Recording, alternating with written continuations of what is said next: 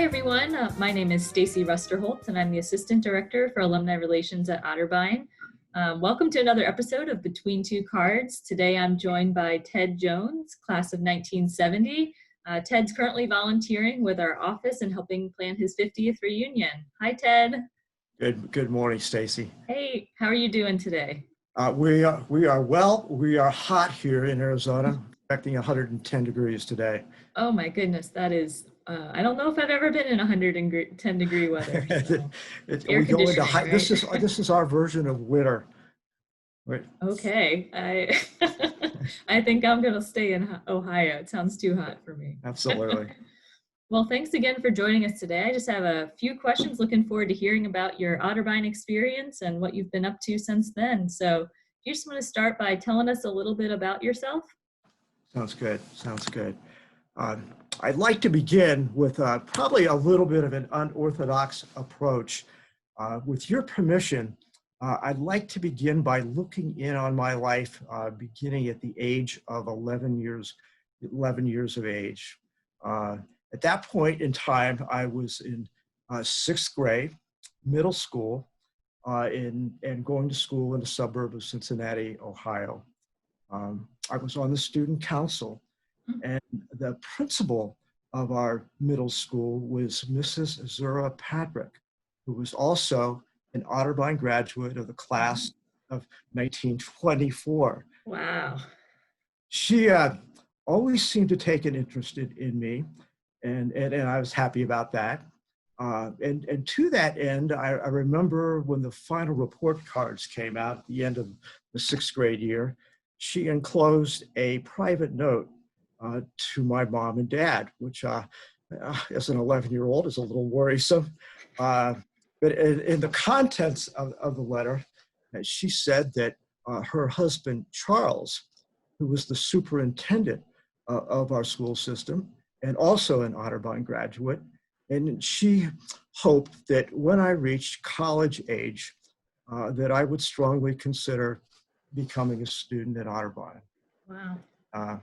So my parents were certainly flattered with that, and I thought it was really pretty cool. And at 11 years of age, That's amazing. Yeah. about becoming an Otterbein student actually began to linger. Fast forward 5 years to my 11th grade year, and I had an appointment with a guidance counselor to talk about colleges. And I remember that day walking into her office, and she was standing behind her desk, and she was holding up a brochure from Otterbein. And she smiled and she said, I just wanted to know that I discovered a note in your file from Mrs. Patrick. And she wanted to make sure that among the colleges that we talk about today, that we also spend some time on Otterbein. Wow. So we talked about some other colleges, but somehow the conversation always drifted back to Otterbein. And so I took that brochure home, and I remember reading that brochure probably 3 times, cover to cover. I filled out the application that was enclosed, mailed it in, took a tour of the campus with my mom and dad, got the acceptance letter, and my lifelong relationship with this amazing college actually began. That's really cool. We're going to have to share that story with admissions. They'll love that. It has meant a lot to me throughout the years. They were truly special people. Bring you up to date to more recent times. I married my best friend Deb. Was from Dayton, Ohio. Together we have two daughters. Laura Linden, who just got engaged and is an attorney of law, and Kimberly Ann, who is she's married and she is an elementary school teacher. We are also the proud parents of 2 canine rescue boys, our Vinny and our boy Ragsy. and they are absolutely joys in our life. After college, moving ahead, I was recruited by a Fortune 10 multinational consumer products company that I went to work for and it stayed with for 31 plus years. And in that time, I had a variety of different jobs, but I was very fortunate that I was able to be promoted into actually my dream job to head up the organizational and training development group. And it was absolutely a grand experience. Wonderful. That sounds like a full career. It really was. That's great. Can you talk a little bit about how your Otterbein education has made an impact on you or a difference in your life? Well, it has. It definitely, from the time I was 11 and certainly throughout my professional career. I would tell you, Stacy, that there were so many times in different roles that I played uh, that I was just so happy that I chose Otterbein. I could not imagine have gone to a school that would have been better for me. And I could not have imagined a better major for me, which was speech and theater. And I know when you hear selling consumer products and speech and theater, well, what does that have to do with anything? And it's true, we did sell products, but at the end of the day, how successful we were as an organization was really all about communications. How well we were able to communicate amongst ourselves, to our suppliers, to our retail customers, and ultimately to our consumers. If we didn't do well among ourselves, then that supply chain of the products reaching our customers, it just wasn't going to happen. And I always, as a result of majoring in speech and theater, I had a great deal of confidence that the direction that we were heading was absolutely on target. And I think I felt that for some very good reasons, because at Otterbein, I truly had some amazing speech professors who absolutely were on top of their game. They were people who taught, they were people who coached, they are people who mentored me. And in the 4 years that I was involved with the debate team and I participated in intercollegiate oratory competitions and intercollegiate extemporaneous competitions, they were always right there to support me. And at the end of the day, the totality of that educational experience, came together. It certainly made my communication skills a whole lot better. And along with that, it gave me the confidence that no matter what came down the pike in terms of addressing it, that I was going to be able to manage and lead it. So thank you, Otterbein. That's great. I think communication is one of the most important tools we have, and it's wonderful to hear that that's served you well. Whether it was one of those faculty members or someone else, is there a person that you encountered at Otterbein that made a difference in your experience? Yeah, there is. And if I could, I'm going to talk about him in just a second. I just wanted to add one other quick little impact point. And that was, as a result of my 4 years at Otterbein, I gained such an appreciation of being a part of a learning community. And that is something I always felt from really day one at Otterbein, that the professors and the students at Otterbein didn't view their education as a destination point, that you learn X, Y, Z, you pick up your college diploma, and that's it. From the professors I met and from the students that I interacted with, they viewed education as a lifelong journey.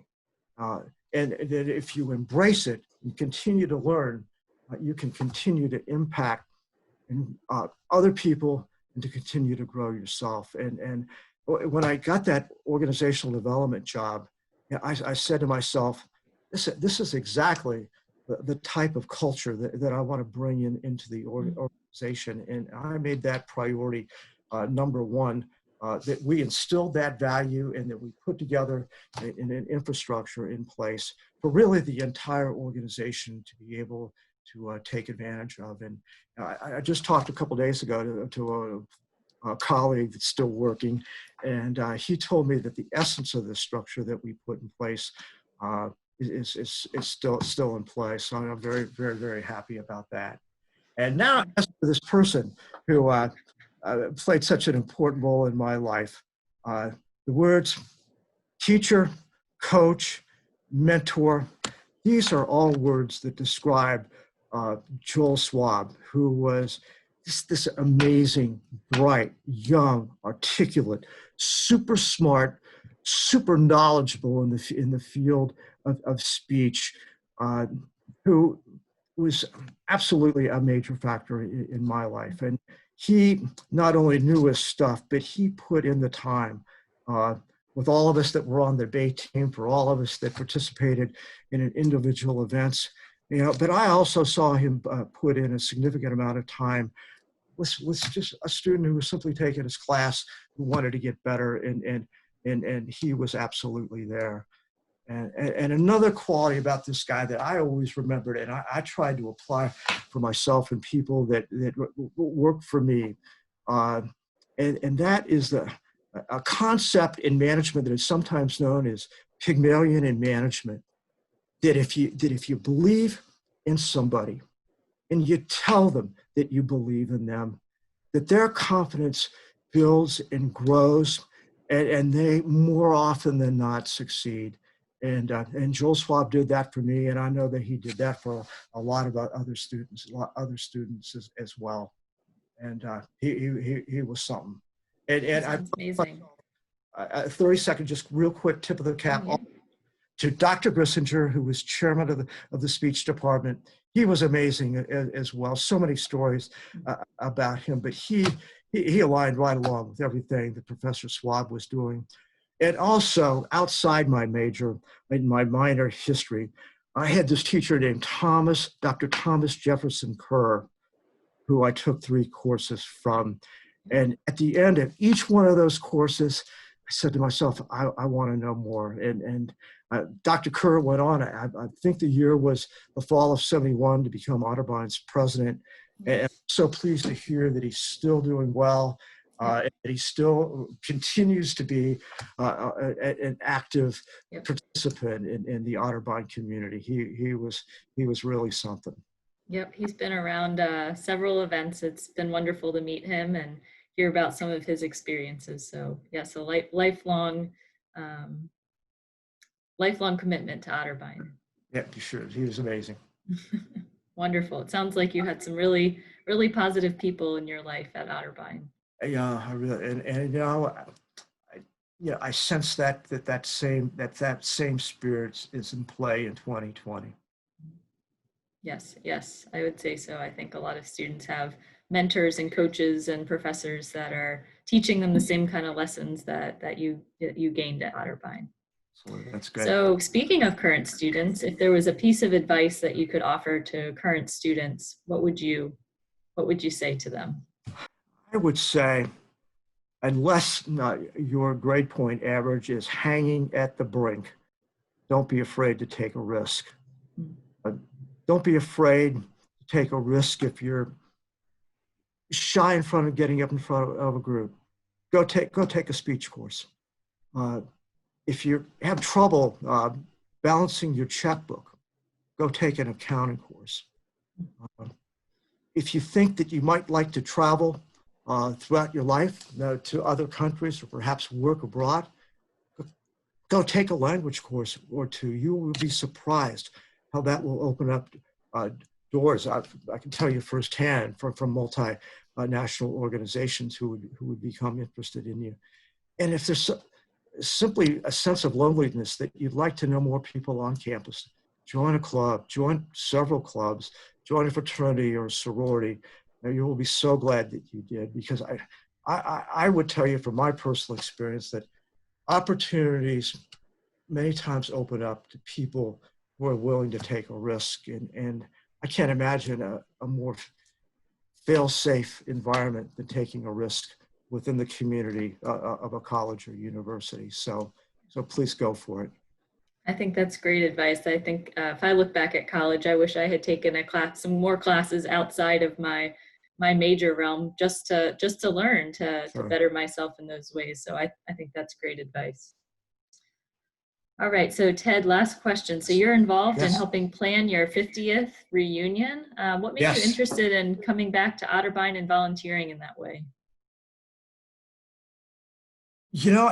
Since I retired, I have tried to stay connected.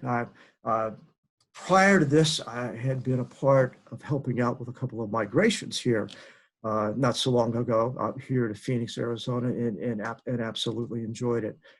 But my 50th college reunion, that is just such a milestone. And, I just wondered what happened to so many friends that over the years you lose track of. And so I viewed volunteering as an opportunity to make connections with some friends. And I will tell you that getting back together with Bob and Brian and Tom and Kathy, who've also worked on the advisory committee, has absolutely been a joy.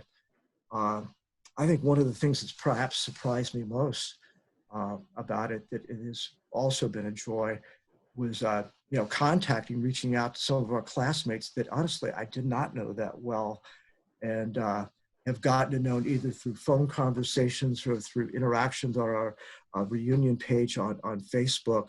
And it's just been great to get to know them. And I missed out on the opportunity 50 years ago, and I'm better late than never. I'm so glad I was able to make that connection now. And now that our reunion, owing to circumstances with COVID, has been postponed for a year, I'm really anxious to make the connection with the class of 71 now that we're going to have a combined reunion in September of 2021. And I'm absolutely confident that putting our two committees together, that we're really going to put together something very, very special. Yeah, I'm excited. Looking forward to having everyone back here and just connecting and meeting all the people that we've been communicating with.